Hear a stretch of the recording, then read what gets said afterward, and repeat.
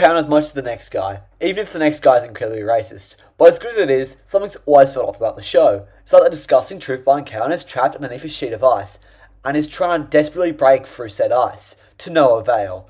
Until today, where I'm finally breaking the ice. But I guess you can't say the same thing about Moogie, because she's helping fund them or something like that.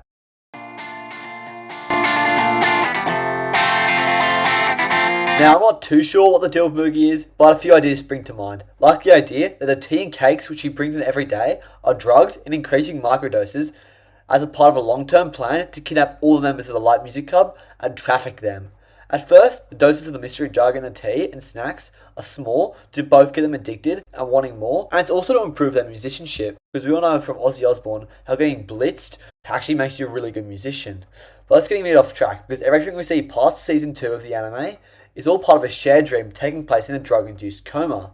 And we all know how the brain changes your dreams in a coma based on your surroundings, which is why we see some familiar architecture throughout K-On! Now, Leave me alone!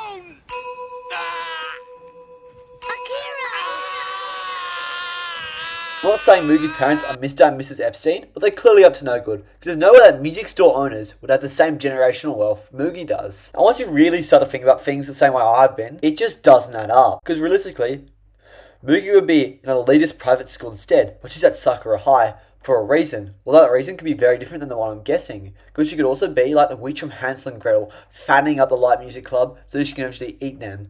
But I guess we'll never know, because at the end of the day, it's just an anime. Now,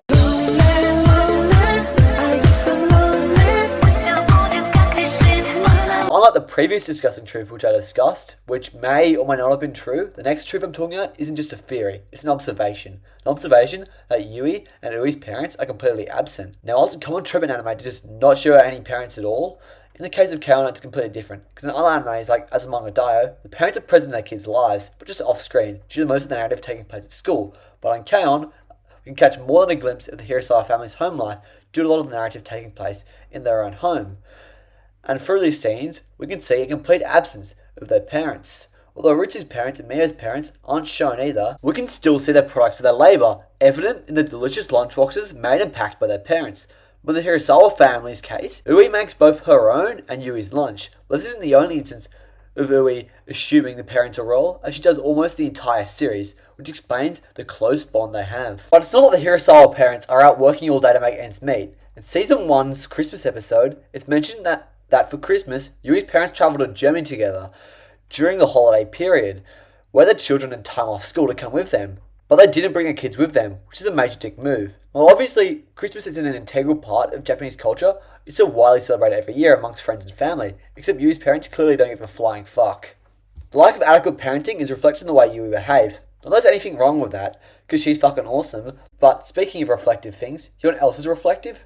Ritsu's forehead, because that shit's bigger than Krillin's forehead. Before I go any further, I wanted to apologise to Ritsu. She's a goat and doesn't deserve the same disrespect Mio gets, because unlike Mio, Ritsu doesn't spend half her time horrifying like Piccolo. I mean, seriously, take a look at this. That's pretty much all I've got to say. YouTube's still being a dick to me because it stopped recommending my content for no reason, but yeah, if I keep talking about that, I'm going to sound like a broken record. So bye guys.